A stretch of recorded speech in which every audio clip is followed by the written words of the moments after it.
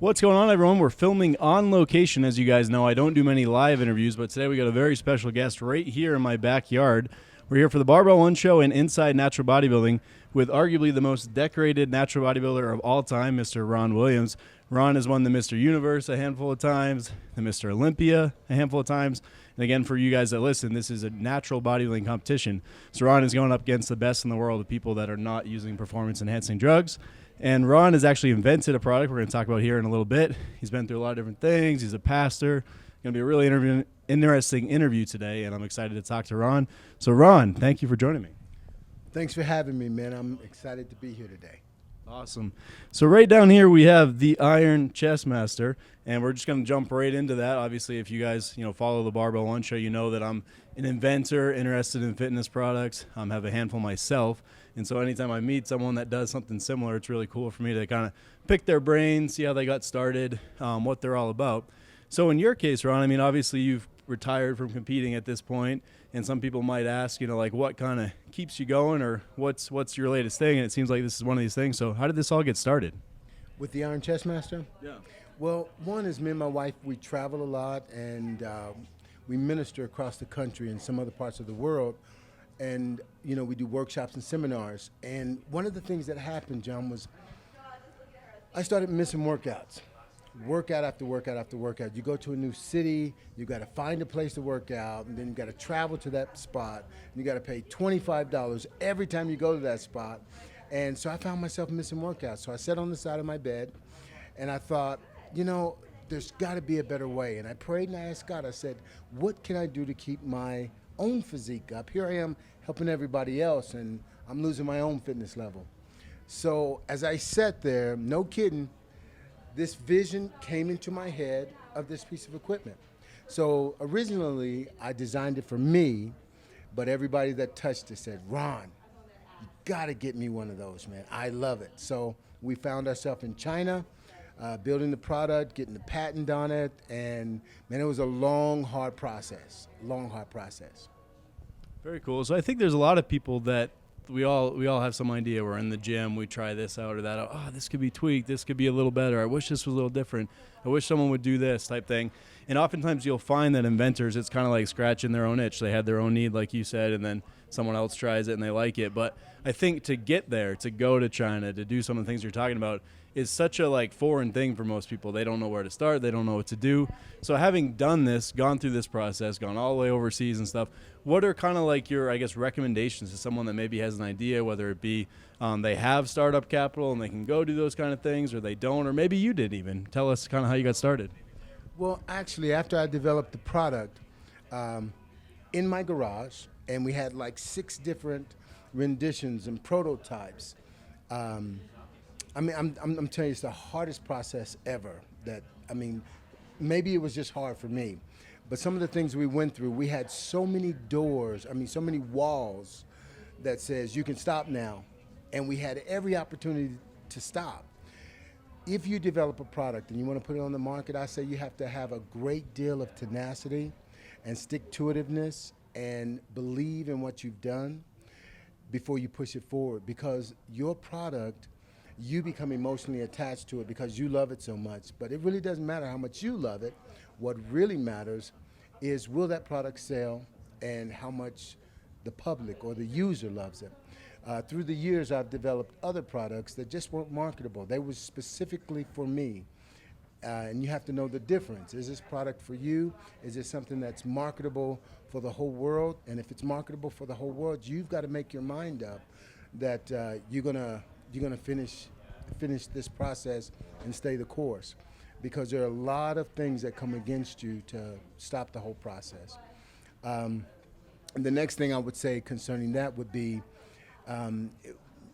just because, with this product, there had to be some adjustments to it, because we fitted it to suit someone that's 7'2",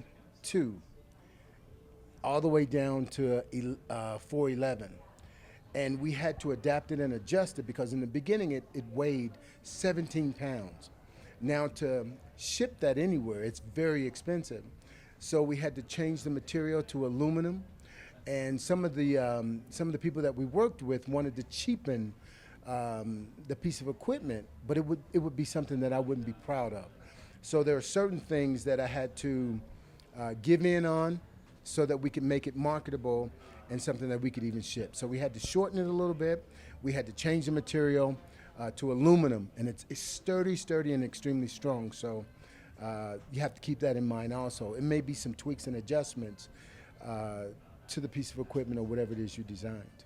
Nice. So that's definitely some good insight as far as how to just kind of mentally cope with all the things coming at you. Oh, you should do this, you should do that, what to stay true to, what to kind of adapt for others. But maybe you could tell people that are like, I can't do this, I don't have any money, or, how would I find someone in China, or what do I do? Like, what's your advice to those people? I know a lot of it is just you figure it out, but. Absolutely. You figure it out, and you contact people who have done it before. If somebody were to invent a piece of equipment, there's been lots of people since I've done this that have come to me to say, Ron, I've got an idea. And the first thing you want to do is search it, because you'll be surprised how many people have that same idea and just didn't market it.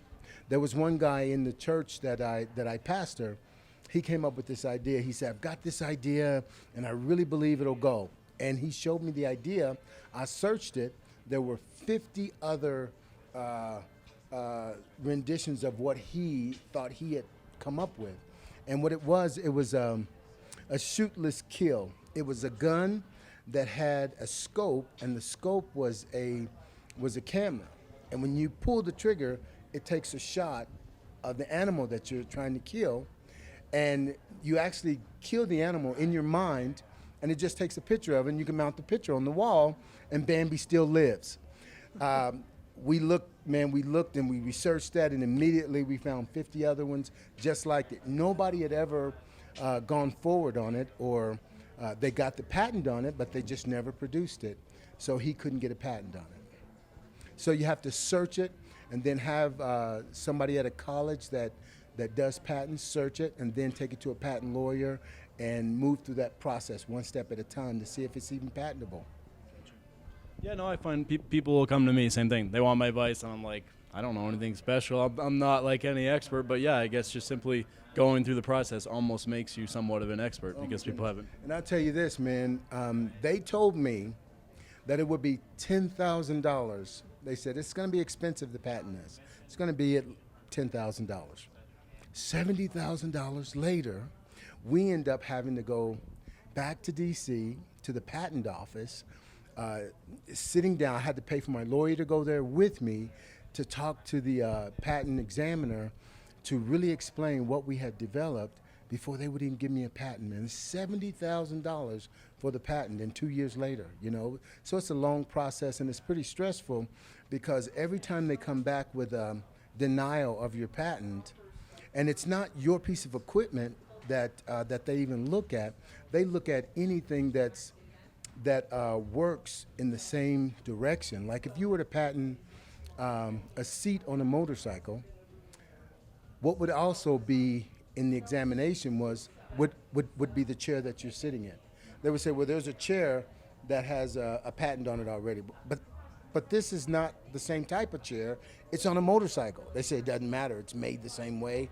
So if you have a piece of industrial equipment that slides on a linear bearing, it competes with your patent. It is a pretty tedious process, but it is absolutely worth it if you have something that's going to help other people as well as yourself. Very cool. So with you talking about all the expenses of this, I'm sure some people, their heads are turning like, well, I don't have $70,000, or how do I do this? I'm sure there are ways. I mean, myself, I'm kind of bootstrapped. What is your advice to someone that says, like, I just don't have any money to do this? How am I going to get started? Where do I even begin? Well, one place to begin is there are places they have, I forget what you call it, but groups on the internet, funding, where you can go on the internet. But it's a scary thing, because when you put your product on the internet and you don't have a patent on it, you're opening it up to the world to say, wow, I like that idea, I'm going to take it and patent it myself. But there are groups on the internet that you can get money for. They actually invest in your product when you upload it. You upload it on the internet, and they invest in your product before and they pay for the product before they even get the product. Or you can go to friends and family and get someone who believes in what you're doing to help support you with that. And but if it's a great product and you can get somebody else to believe in it, first you have to believe in it. Then you have to be able to sell that product from your heart, because when people are investing money, you've got to believe in that process. You've got to have a performer. You've got to have something for them to believe in. And most people, whether it's the product is great or not, people buy into a story. And oftentimes, when I tell my story of where I've come from to where I am now, they buy into the story, and then they'll help support it if they believe in it. Very cool. So this product, obviously, I saw a video. You were at the LA Fit Expo. You have some pretty professional-looking commercials. It's on Amazon, a couple different places. So you've obviously tried different channels, different ways to get the word out. Obviously, every product's going to be different. Everyone's situation is going to be different. But what would be your advice from those different channels and avenues you pursued? What's kind of worked? What maybe hasn't worked quite so well? So you could advise someone else to maybe kind of fast-track getting their thing out there. Absolutely. And you're absolutely right, man. Everybody's products are a little bit different, and what works for one product may not work for another product. When you look at our product, one of the things that it has is it has a gimmick factor to it, and when you look at it and you explain what it is, it makes really, really good sense. But most people just at a passing, they think, oh, that little piece of equipment couldn't do much for me. But when you use it later on today, because you've never used it before, when you use it a little bit later, you're going to see the science that's behind it. And it is really, really incredible. But if you have a product that really, really works, the important thing is to get it in the hands of people that are in that arena and get them to believe and sign off on it, because their audience is going to believe them, not necessarily your product. So that would be one of the best ways to get that product out. So, see, like we've got MMA fighters, we've got some bodybuilders, we've got, a lot of people that are into athletics, and even people that have gynecomastia. One of the things is we work with people that have gynecomastia, and this is called the Iron Chestmaster, and it's not a perfect push-up, but we call it the perfect chest builder. I don't want a perfect push-up. I want a perfect chest, and one thing is we move in arcs, and we don't move in squares. Our muscles are made in arcs, not in a square. And so what we've done is we've taken the same movement as a bird in flight, and we've taken it out of that environment and recreated it and put it in this environment. So the leanest muscle group and the largest muscle group on a bird is his chest. And strangely enough, the bird has a humerus just like we do, and it has a ball in the socket. It even has the ulna and the radius, and it moves in an arc. And so what we've done is we've recreated that arc, and when you feel it, the same movement as a bird, you're actually doing that, so you can get the same results. One of my weakest body parts when I started bodybuilding was my chest.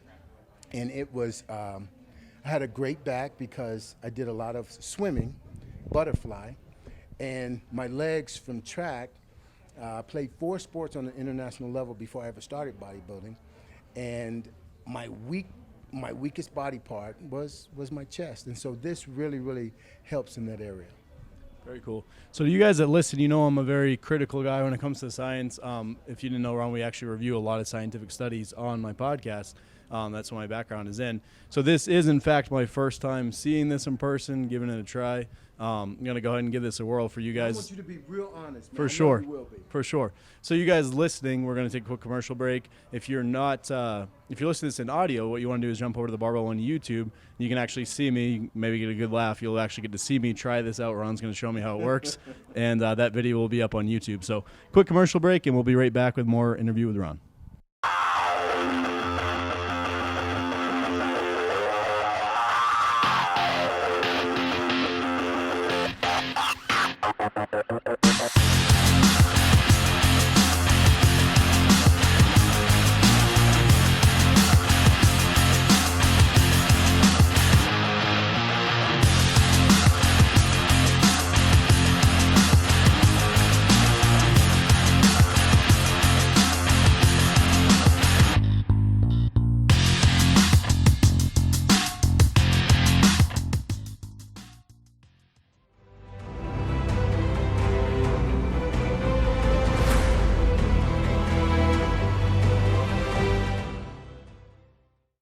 All right, guys, so I'm here with Ron Williams. This is actually going to be my first time trying out the Iron Chestmaster. I knew I'd probably get roped into something like this, thought I was going to get away easy, but I guess not. So, Ron, take it away. Put me through the ropes. Okay, first I'm just going to demonstrate it. Most people, when they get on it, they find out that it has resistance and it moves in this direction, and they want to automatically start moving it in. But the first movement, if you're watching my humorous, you'll see it moves in the same motion as a bird in flight. So I'll come all the way up from the push-up position and squeeze in. And so, I mean, that's one of the exercises that we do with it. But you can do triceps, you can do biceps, you can do abs, a lot of different exercises.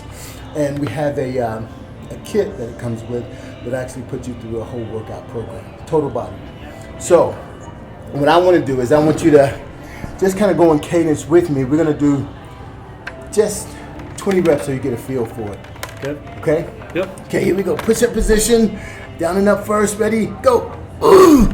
Squeezing in. 1. Ooh. 2. Come on, stay with me. 3. Ooh. 4. Ooh. 5. Ooh. 6. Ooh. 7. Ooh. 8. Ooh. 9. Ooh. 10. Ooh. 11. Ooh. 13. Ooh. 14. Ooh. 15. Ooh. 16. Ooh. 17. Ooh. 18. Ooh. 19. And ooh.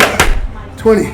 So you guys watching, I think that Ron probably knew that 20 was going to be a little bit of a challenge for me, so he said it was just a warm-up, and now I'm dying. But listen, I did that on purpose. What happened was, that's mine, Right. and this one right here is what normally everybody else use.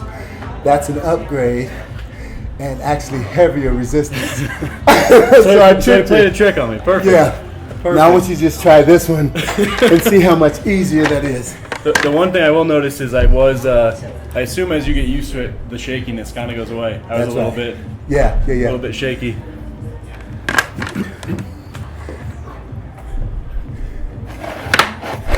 A little bit easier, huh? Yeah, for sure. So what happens is we change the resistance bands. These are black, Right. which is twice as heavy as those. Those are red. Right.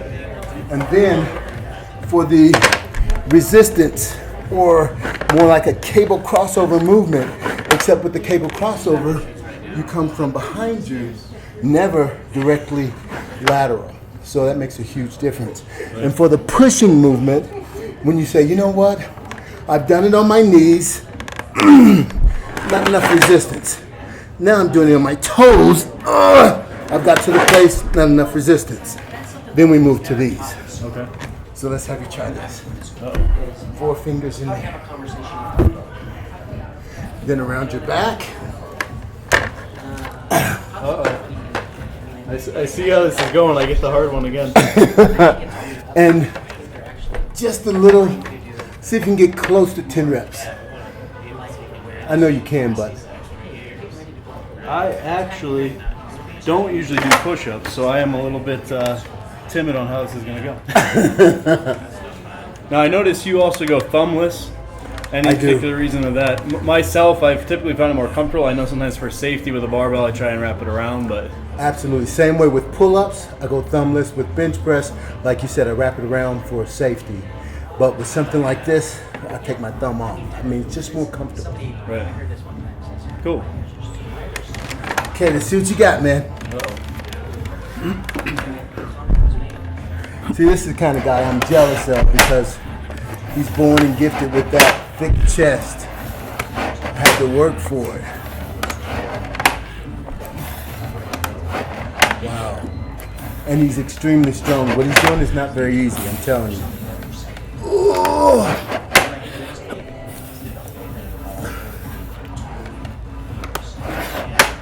Wow. And he's definitely not a quitter. 9. 9. Here you go. You want me to do this last one for you? Yep.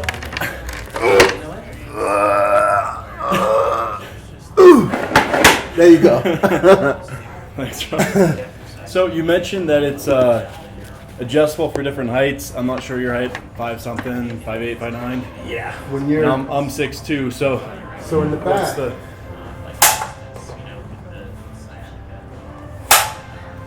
Okay. Now, the way it's set now, you know, it should be the elbow should be at a 90-degree angle. We call this the power position. It's where the body's the strongest. If you're inside that elbow, the body is actually weaker. If you're outside, you start to involve the bicep a lot more. Just like with a dumbbell fly, you're a lot weaker with a dumbbell fly than you're a dumbbell press. Right. So we want to make sure there's a 90-degree angle as you push. And for some people, in order to create that, because their arms are so long, they have to adjust their body. Fair enough. Yeah. Very cool. So where do people find this if they want one? Well, I am Chestmaster.com, militaryfitnesssystem.com. We also work with the 19 Special Forces unit. We've worked with them. We've worked with the Utah National Guard.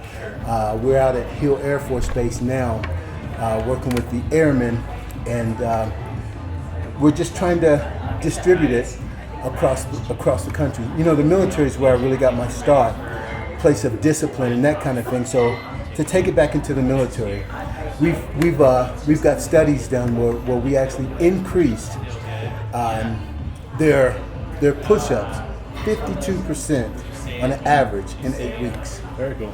So it really does work. You felt it. I mean, Yeah. Tell me what you thought. Honest, Sure. just your honest opinion. My honest opinion would be I think that it's most useful for time efficiency of a workout. So for exactly the purpose you said, if you're traveling and you think, crap, I don't have an hour to get a solid chest workout in, you could, put together a program with this, get your flying movements, get your pressing movements kind of all in one in a more time effective manner. I want you to try this.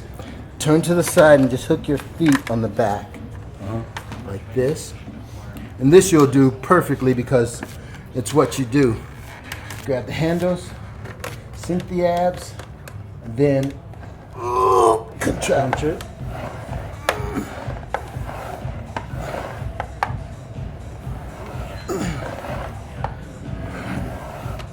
We need more resistance for this one. Yeah. Yeah, I can see if you did 20, 30, 40 of those, you'd be burning. Yeah. Sure. What's going on, guys? If you just missed what happened during that commercial break, we are back with Ron Williams, and he just put me through the ropes on the Iron Chestmaster. Got to see me shake and pump out some push-ups. And Ron actually played a little trick on me where he put me on the more difficult Iron Chestmaster, put himself on the easier one, and made a little bit of a fool of me, but I did my best to hang. How'd I do, Ron? Actually, you did. I was impressed. I mean, I was really impressed. You did a great job. Very cool. Wasn't going to be embarrassed too much on camera, just a little bit. That last rep that I didn't get, but you finished it for me. For those of you that follow the show, I know many of you are natural bodybuilders or people that follow natural bodybuilding as a sport. And Ron's obviously, someone from, I guess I'd say a generation just before when I started to follow. And so someone that I do follow and know very well, as you know, is Philip Ricardo Jr. And we were talking yesterday. I asked him, does he have any questions for Ron? We kind of were putting our heads together. And one thing I think would be great to ask someone like Ron is, kind of comparing, I guess, old school and new school natural bodybuilding. When you were doing it, there were hardly any federations. There wasn't a lot going on, no coverage at all. Now, I mean, it's still growing. It's still relatively small, but there's a lot more things going on. So as someone in the position of yourself, what do you see as some of the kind of changes in the sport that you like, and maybe some of the changes and things where you're like, we got to go back to the way it used to be when I was competing? One is the bodybuilders today, I think, are a lot smarter. Back when I was, when I first started, I was so ignorant and so dumb, man, when it came to supplementation, even the steroid scene. I remember the first time I heard about steroids, I had already competed 13 times. I had already won 13 championships as a teenager. And I was in Europe, and it was in the IFBB. And one of the guys asked me, he says, "What are you taking?" I said, "I'm taking this protein and this vitamin." He said, "No, really, what are you taking?" And I looked around, I said, "I'm trying to tell you what I'm taking." And he said, "Nobody can look like that and be natural." And then all of a sudden, it hit me, all of the guys I played high school football with, they were taking, we were taking iodine pills, these little brown pills. And these other guys, they were taking these blue pills. And I thought back, they were taking drugs, and I didn't even know it. I was competing with the guys that were taking drugs and didn't realize it till after I was out of high school in the military competing. And so, but nowadays, guys are a lot smarter, a lot wiser, and they know the damaging effects of, the anabolic steroids. That's one difference. Another difference is there's more science to the sport, and I've always been into the science of bodybuilding rather than bodybuilding. A lot of people have pushed on me that I'm the most decorated natural bodybuilder, that I am the best natural bodybuilder that ever lived, but I doubt that, seriously. I mean, thank you for the compliment, but you've got these bodybuilders that are just awesome. Like you mentioned, you've got Philip Ricardo, you've got Kiyoshi Moody, you've got even some of the old guys, Johnny Green, what's his name? Hammond, which is another great bodybuilder. But anyway, I just love the sport, and it really, really changed my life. In the fact that I grew up in the ghetto, and in this small world that I lived in, nobody really gets out. I was predicted to be dead or in jail before I was 18. But when two things that happened, one is I went into the military, two is I found bodybuilding, and the third thing is I found God. And that drastically changed my life and the person that I am today. Very cool. So you were mentioning in kind of some side conversation we had about Jim Evans and Denny Keiko, some of these personalities within the natural bodybuilding world, and how that kind of plays into, again, just this change of the sport. Is there anything you wanted to add about those guys? Well, one is Jim Evans really affected my life. I mean, with the quality of human being that he is, some of the things that he said to me, the way he encouraged me, I think he encourages a lot of people, but doesn't realize how much he really influences and affect the life forever. And pretty much the same way with Denny Keikos. I mean, just a loving guy that many times he's taken the wrong way, but he's really in it for the athlete. I know when I was competing, I stopped competing in 2008. He was really in it for the competitor, and I love him for that. Very cool. So Phil also wanted me to ask you if you'd ever come back to the stage, if we'd ever see you out there. I'd actually interviewed Kiyoshi Moody at one point, and same question comes to him.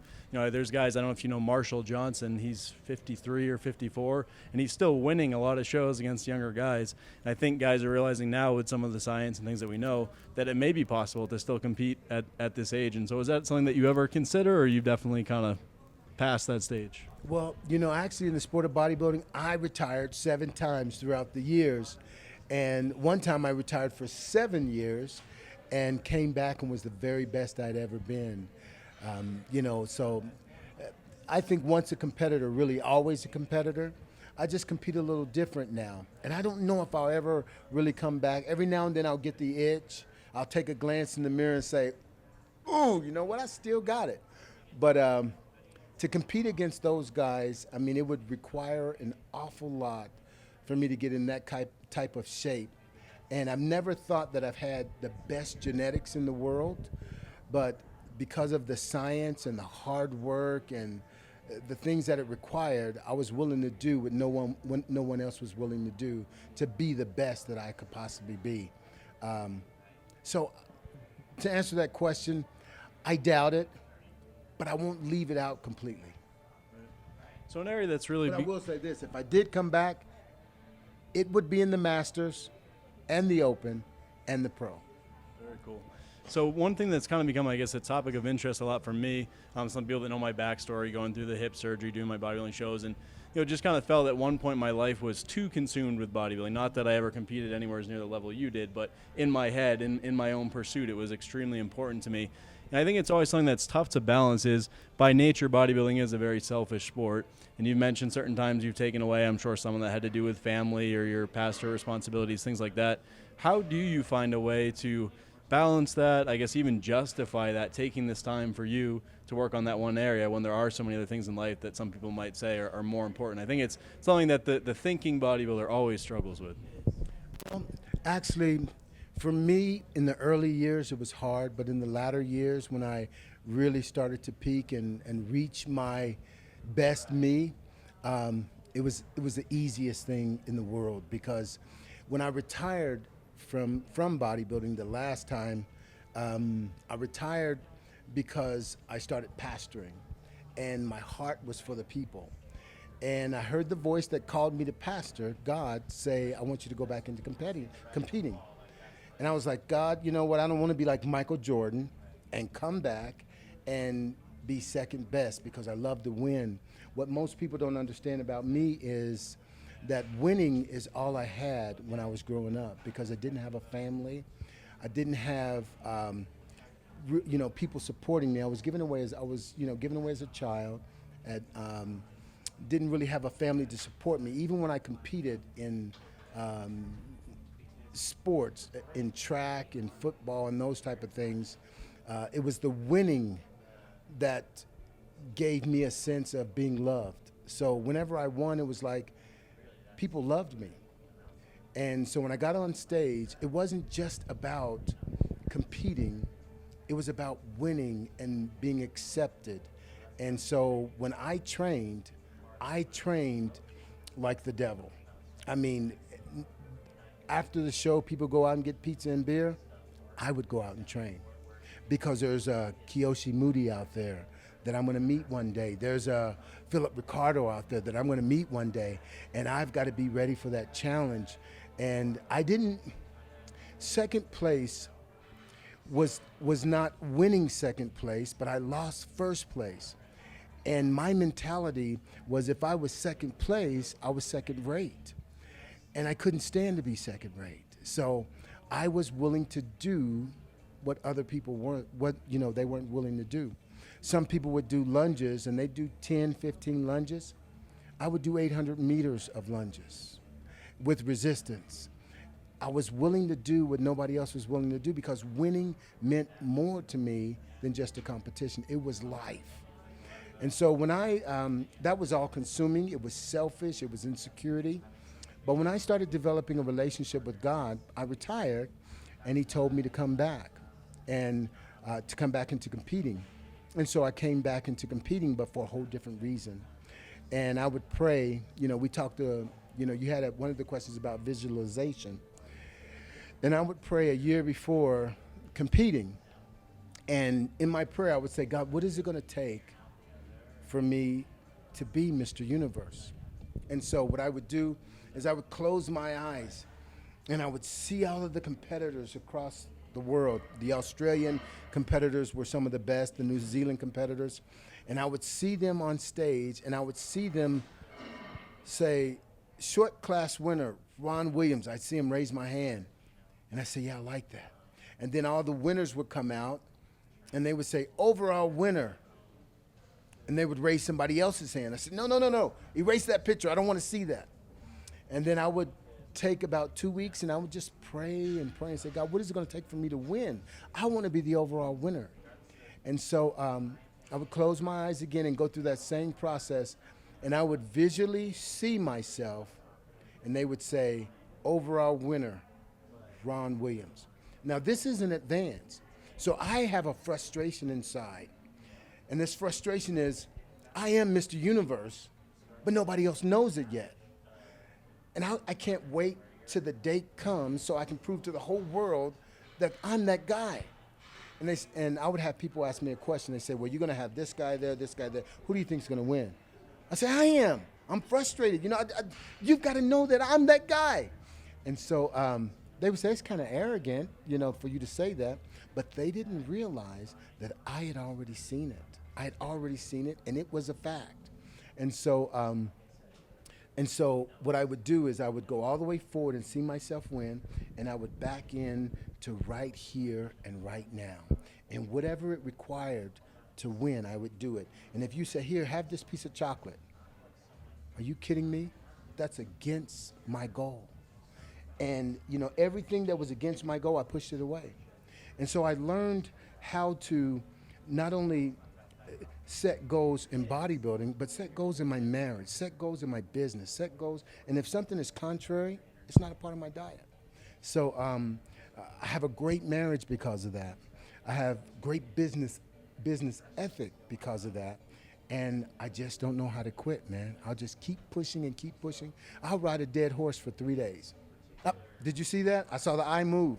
It's still alive. They say, but the horse stinks. No, I'm sure it's going to get up. I'll keep riding that horse. And that's a good thing and a bad thing. Sometimes you should quit, but I just don't know how to quit. I just try to focus on the things that are positive, so I never quit those things. Very cool. So you mentioned after that 7-year hiatus that you felt like you came back in a little more balanced of a manner. You're not quite as selfish and consumed as you were maybe in the beginning. I think we all go through that. It's just kind of a natural process of evolving in the sport. So how, like, what was different? How much time you were putting in, or how much specific strategy you had to balance family or being a pastor, things like that? Like, compare, a bodybuilding prep once you had those realizations and maybe one earlier when you were completely consumed by it and perhaps a little too selfish. To be honest with you, John, I think part of it is the selfishness that I had was based out of insecurity and trying to be something that I was never supposed to be. And I was trying, and instead of just doing. See, it's harder to try than it is to do. You know what I mean? And what I mean by that is if you have somebody try to sit down, it's extremely hard to try to sit down. It looks like this. You say, Ron, sit down. Ugh. Okay, I'm trying. And then instead, just sit down, just do it. So in preparation, there's a certain way I have to eat. I don't have to be an idiot about it. If this is my goal and it's what I want to do, nobody should have to suffer for that. So I shouldn't have a bad attitude. I should enjoy what I'm doing. And I started looking at food different. There are 4 levels of eating. I always say there's 4 levels of eating. One is for survival. Some of the people in some of the third world countries, they'll eat anything to survive. And then the second form of eating is for pleasure. And some people are addicted to certain foods and they eat for pleasure. And then there's eating for health and the nutrients of the food. And the 4th level of eating, very few people ever get there, even bodybuilders, and that's eating for performance. I learned to eat for performance rather than eating for just health and nutrition, but eating for performance, looking at my body as a vehicle and fueling it the best I possibly could to perform for me. Now, whatever I wanted to do, my body responds to signals. So if I send it the appropriate signal, it'll give me the results that I'm looking for. So I learned to eat for performance, and that made all the difference in the world, and enjoyed it. With being a Christian, I did a lot of fasting, a lot of praying, and I'm talking about 40-day fast with just water, where I lost 52 pounds.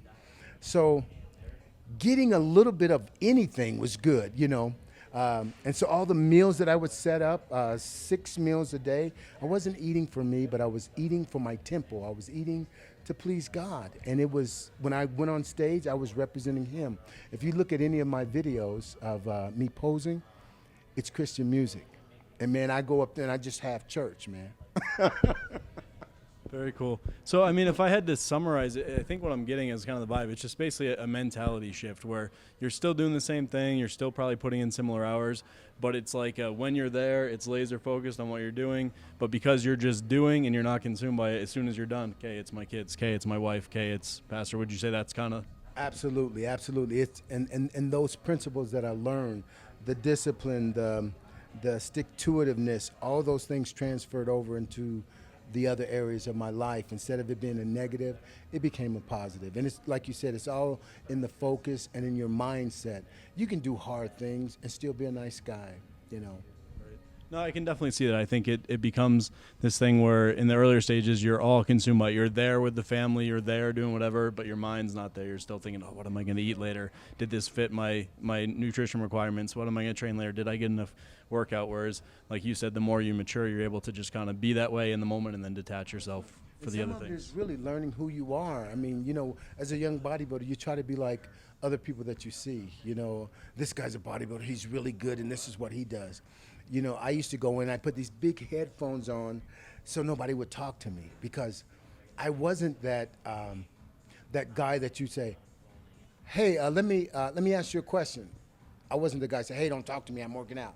I was the guy that says, oh, my workout's gonna suffer, but I can't not answer this question. So I put these big headphones on and I walk around looking tough, and hopefully nobody would ask me anything, but they weren't buying it. They'd stop me and talk to me, and I'd answer their questions, and then my workout went. So I would have to go to another gym where I was unknown.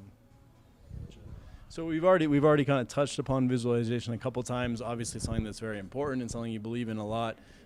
It's weird. As I was driving here to do this interview, I was thinking to myself, I'm like, I know I've kind of used it, but when do I use it? And to be completely open here, I'll be honest with you, I usually conduct these interviews pretty regularly, and I haven't done one for a little while. And so on my way here, I was visualizing a successful interview that's going well, smooth questions, you having good answers, et cetera. And so far, I do think it is going that way. But I think for a lot of people, it's just something they hear about. They hear, oh, Ron Williams, yeah, he's this great bodybuilder. He visualizes cool. Like, yeah, visualization is great. But what does that actually look like? You were describing in terms of yourself going on stage. But like, how do you now, in a kind of day-to-day routine, incorporate this to actually see benefits in multiple areas of life? Well, one is you have two types of people, and little did I know that visualization is harder for some people than others. Like if I was to say to you, 10, did you hear me say that, or did you see 10? Heard you say it? You heard me say it. Some people see it. I didn't realize I see everything. If you say something to me, I see it. And it means something completely different. It's actually, that's where the word imagination comes from. It comes from image. Images are harder to get rid of, and also easier for a person when they visualize. When I teach, I see what I'm teaching, so I can explain what I see, and it makes it easier for me to teach. So the visualization, like in my marriage, I've written down 10 things that I want to accomplish in my marriage, and those 10 things I can see the marriage, and I can see how those areas can be made better. Like one of the areas is respect. I want to know how I can best respect my wife, because even though I think that I respect her, do I really respect her in a way that she can appreciate? Our communication, do we communicate very well? Am I hard to communicate with? Do I talk to her about things that I don't talk to anybody else about? Do I have secrets in my heart? So I look at communication. I look at disciplining myself in finding out what she needs from me as a husband. And so I visualize that, and I write those things down. I put it on a board, and I want to make those things happen. I want my marriage next year this time to be better than it is this year this time. And I number it. Well, I'm probably at 50% here, and I just kind of gauge every one of those 10 areas, and I want to build those areas. And I do it spiritually, I do it mentally, I do it emotionally, and I do it physically. Next year this time, physically, I'm going to be better than I am now because I'm working on my masterpiece. Very cool. So how often do you do this? How is this routine? So you said you get these 10 points, it's marriage, you're checking them off, different percentages. How often are you going back to that, evaluating that to make those things become reality? Well, I examine myself all the time, but there are certain times when I sit down and I really take a close look at the different areas of my life. I take a close look at where I am business-wise. I remember when we first started in business, I did personal training for years, and I would say as a personal trainer, very, very popular as a personal trainer because of the mentality I have. I said, you come in the gym, cut your head off, give me your body, I'll make you a champion. And then if you came in and I sat down with you and we went through an evaluation, if I didn't think you were the type of person that I could work with and you wanted results by osmosis, I'd give you another trainer. I said, you know what, I'm not the guy for you. And that caused me to be in demand. For some reason, people say, I want to work with him, he doesn't want to work with me, so I want to work with him. I'm like, I just said I don't want to work with you. Please, I'll pay you more. But I did that so that the people that I worked with, they would absolutely get the results, partly because I'm not motivated by the financial part of it. I'm motivated by their success because I live vicariously through them. They're an extension of me. Very cool. I think you actually touched upon something that's really important there. I think a lot of personal trainers and bodybuilding prep coaches, things like this, they are approached by a lot of people. They become in demand. Everyone wants to work with them. They have to say no to some people, and obviously a lot of that, like you said, it's this mentality: do we click? Do we have the same vibe? Everything like that going. And I think a lot of times, particularly for new trainers, it's hard to say no. They need the business. They're looking for someone. What are maybe just more advice on how to do that and how to ultimately, like you said, flip it to where it becomes something where now you're in demand because you're saying no? Well, one is you want to make sure that you care about the client, and it's not just for the money. They'll eventually figure out whether you care about them or not. And the way you prove that you care about them is to become as knowledgeable as you possibly can to help them get the results that they're looking for. Most of my clients were overweight and obese. Only, a small percentage of the population wants to ever compete in bodybuilding. A lot of people just want to get rid of excess body fat. So I need to learn a lot about what it requires to get rid of excess body fat. And with me, we did a study. We took maybe 4 years to go through this study, and it was about what actually causes excess body fat. And we found 75 different reasons why people are overweight and obese, and each one of those reasons are signals. If you send that fat gaining signal to the body, it will respond by putting on extra fat. Regardless of what you think, it's what you put in the body that it responds to, whether it's environmental, whether it's physical, whether it's intellectual, whether it's spiritual. And there are 12 spiritual reasons why people put on excess body fat. So what are these kind of deciding factors, right? I'm coming to you, okay, Ron, I want to work with you, and you're saying that guy can only do 9 push-ups, not 10. I'm just kidding, but you know what I mean. You're kind of gauging that person, sizing them up, deciding if it's a good fit. What is the process you go through? Is it literally just at the end of the day a gut feeling, or are there specific kind of criteria, maybe an inventory to kind of like do some of these surveys or things to kind of gauge how people's personalities are? Yeah. One thing I would say is that I have a list of questions that I ask, but more than the questions that's asked, it's the gut feeling that you get. That when you're conversing with that person, they give off a vibe, and you can tell whether it's arrogance.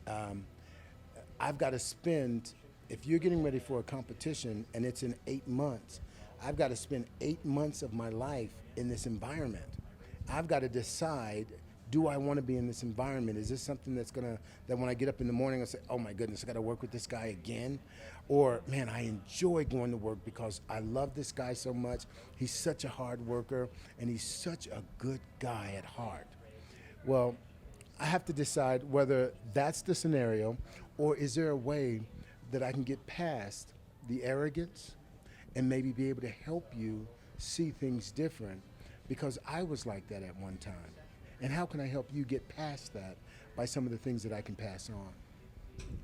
Good advice, yeah. And again, that's something I've kind of moved away from that. I don't personal train now, but I always encourage people to really try and find those good fits to make it a win-win relationship for both people, because you don't want the client where it just doesn't click and every day is just a chore to come there and it's just not working. Let's circle back to the visualization stuff for a little bit, because it's something where I think people, it would be easy for them to say, well, Ron's got pretty good genetics for bodybuilding. He works really hard. Of course, visualization worked for him winning on stage and all this stuff. But let's get real. What's like another example? There's got to be something else in his life, maybe some challenges he's faced, some stuff he's overcome, to show where the visualization can really work across any area. Well, to be honest with you, in developing exercise equipment, man, I'm telling you, when we first developed this piece of equipment, I was like, this is the best thing since cotton candy. Everybody's going to just jump on board and they're going to love it, And because it's my baby, I really, really loved it. And whenever I got negative feedback, it was so devastating. But I had already seen this thing becoming successful. And before I ever started to promote it, I had already gone to the end and said to myself, how far are you willing to push this? Are you willing to take it all the way? Is this something that you are supposed to do? And when I came to the conclusion, I was born to do this, We have another program that's called Faith and Fat Loss. I was born to do it. The Iron Chestmaster is what I do. Faith and Fat Loss is who I am. But I was born to do Iron Chestmaster. And it's a piece of equipment that'll help. And I know that it'll help a lot of people with gynecomastia that has excess fatty tissue on their chest that they're trying to get rid of, and they're destroying their shoulder joints trying to do that. And this is an avenue that'll really help. So just knowing that this will help and be a benefit gave me the tenacity to say, I'm going to follow this through, regardless of how much it costs, regardless of how hard I have to work, regardless of who says no. I found out that the reason why people aren't successful is not because they're not as smart as they could be, because there are a lot of people that are not very smart that are very successful. And it's not because they don't have the ability. Most of the time, it's because they don't have the tenacity and the discipline to follow through. And so following through is something that I think it's a trait that I carry. I follow through. Very cool. So let's take it back to a time where maybe you faced one of these roadblocks. I mean, we've all heard horror stories. You know, someone was, myself actually in one case, victim of fraud in China, or their shipment came and all their units were wrong, or something broke and a customer got mad, or just all these different things that we've all probably faced at one point or another. Could you maybe take us to a couple of those roadblocks with this or something else, and how you were able to mentally see through the vision that you had and not let that stop you and just keep pushing through? Absolutely. One of the things that happened was I went to Florida to a university to have them test the piece of equipment. And they did a test on it, and they hooked up all the probes, and they said it activates 58% more muscle tissue in a movement than a bench press. And some people, I sat down with some people and talked to them about the piece of equipment. They wanted to get on board, they wanted to support it, and that all fell through. We went to another place in California. We did the same thing. We did some testing with the military, and all of that took place, and everything worked out beautifully. We had the piece of equipment on. We were distributing the piece of equipment, and we found another piece of equipment that was the same color, same handles, but the handles rotated, and they came out with a piece of equipment, huge company that can afford to promote it and get their piece of equipment out quicker than we could. Even though we had our patent pending, and we now have our patent, the thing that makes a piece of equipment successful, or any product, is being first to the market. And now we're not first to the market, because we're this small company, and I see this other piece of equipment that if you sit it right next to ours, it looks similar, but it has absolutely, it's nothing like ours. And so that was a little bit discouraging. Somebody said, "Oh, I saw your piece of equipment." I was like, "Where?" "We saw it here, we saw it there, we saw it there." I was like, "Are you sure?" And then I looked up the piece of equipment. I said, "Are you kidding me?" So there was a blow to the heart. I actually went out and bought one and used it and said, "Oh, that's nothing like ours. It doesn't have the integrity, it's flimsy, doesn't have resistance." And we say no resistance, no results. If you want the muscle to grow, it needs resistance. You know, the stronger the muscle is, the more it micro tears and repairs according to the stress you applied. And so this piece of equipment has no resistance. So, and when people would use that piece of equipment and use ours, they would say, we don't want anything to do with that one. So anyway, that was a little bit discouraging, but after about 4 days, I had to refocus my mind and say, that's not going to stop me. Then we started international distribution in Australia and China and Japan, and things just started to blow up. When you believe in something and you have, you believe in something, you're passionate about it, you can push that thing forward. But if you become apprehensive and you're nonchalant, even the people that you're talking to, they can feel that and they back off as well. But I was saying earlier, you need a performer, you need a business plan, you need all those things in order. So when you sit down with somebody, they'll take you serious. But if you go in and say, hey, I've got a piece of equipment, oh, let me see it. What does your business plan look like? I don't really have one yet. Okay, talk to me when you have one. You know, that guy's not serious. Do you have a performer? How you plan on selling this piece of equipment? I'm gonna invest in this, and you don't have all these things detailed? I don't want anything to do with it. So we made sure we had all our ducks in a row. Very cool. So I think some people would also be overwhelmed by that. They'd say, what's a performer? What's a business plan? How do I do this? Obviously, I'm sure maybe you didn't go to school for business. So how did you get started doing those things? Well, I sat down and I talked to business people. I talked to business people and said, hey, what would you do? Give me some advice. Help me out here. I'm struggling. You know, and people innately really want to help. I mean, I found out that people really want to help, but sometimes we can become so prideful and so fearful, one or the other, that we won't ask for help. You know, we just won't ask for help. I used to be that way. I would give you the shirt off my back, but if I needed something, I wouldn't say, hey, can you help me out? You know, I'd starve first. But I've learned how to ask. The Bible says, ask, and it shall be given to you. I was afraid to ask. Very cool. So one thing that I struggle with myself, I think it's a common dilemma for a lot of entrepreneurs, is focusing on one thing. You know, you start one idea, you get so far, then you say, you know what, it's not going to work. Another thing, another thing, another thing. How do you stay focused? And now that you've kind of been seeing this through for a while, do you see yourself doing other products like this, or you're just one path, you're staying on this one? You just described an entrepreneur and an inventor. And I would love to just leave the business part out and let me create, let me create equipment, let me do all of these other things because it's what I love doing. The hardest thing in the world is to focus on one thing. And, you know, I've got so many, you know, we write books as well, but I've got so many books in my head. I've got so many inventions of fitness equipment in my head. But until this one explodes and becomes extremely, extremely, extremely successful, I have to focus and hold these thoughts back. I write them down, and you know, every now and then I'll revisit them to expound on it. I'm coming back to it. Very cool. Definitely can take some, I guess, grain of salt wisdom from that for sure. Ron, I think we're going to go ahead and wrap things up here. Is there anything else you want to share about the Iron Chestmaster, encouragement to other bodybuilders, ways to contact you? I mean, just kind of anything that comes to mind. Well, one thing I would say, for natural bodybuilders, stay natural. I mean, there's no better way. My whole goal from the beginning was to be into bodybuilding for life and longevity, to look better, to be better.